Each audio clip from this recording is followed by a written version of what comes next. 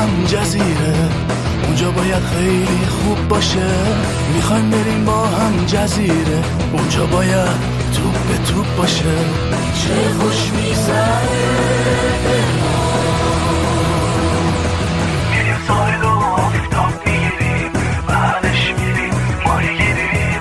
شبها میریم تو جنگل، میخندیم و آزاد میشینیم. چه خوش میگذره به ما.